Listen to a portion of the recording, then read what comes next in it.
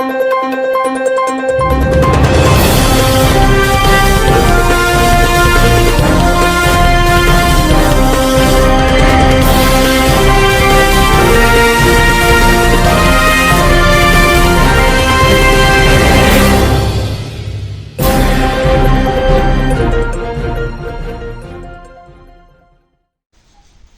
శ్రీ మీడియాకి స్వాగతం.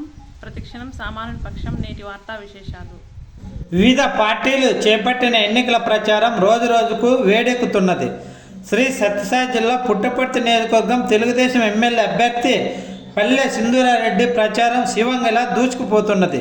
తన కోడలను అత్యధిక మెజార్టీతో గెలిపించాలని మాజీ మంత్రి పల్లె రఘునాథ్ రెడ్డి, తన భార్యను అత్యంత మెజార్టీతో గెలిపించాలని పల్లె వెంకటకృష్ణ కిషోర్ రెడ్డి ఓటర్స్ను అభ్యర్థిస్తున్నారు. మండు టెండర్లను కూడా లెక్క చేయకుండా త్రిమూర్తుల్లాగా ప్రచారం కొనసాగిస్తున్నారు. వీరికి ఆకర్షితులైన కొంతమంది నాయకులు, కార్యకర్తలు ఇతర పార్టీల నుంచి తెలుగుదేశం పార్టీ తీర్థం పుచ్చుకుంటున్నారు.